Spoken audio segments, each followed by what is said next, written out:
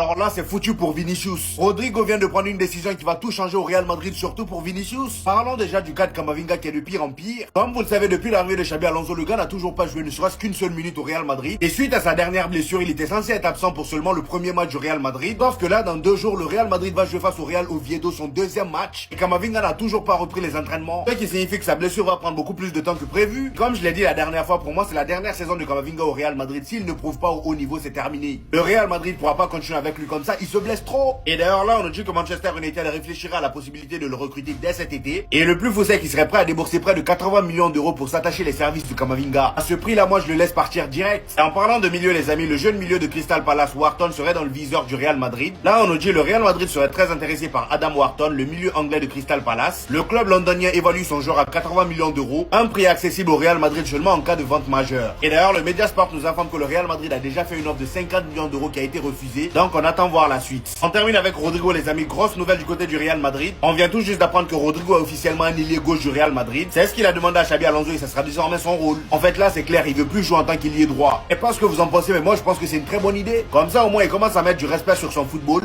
Il sera pas là maintenant à dépanner en tant qu'ailier droit. En plus de ça il y a Mastantuono qui vient d'arriver. Finalement là il va rentrer dans une concurrence avec Vinicius, ça sera le meilleur qui va jouer. Et moi je pense que c'est parfait pour le Real Madrid actuel. Et au vu de ce qui se passe avec Vinicius qui est vraiment pas terrible ces derniers temps, c'est très bien de les mettre en concurrence.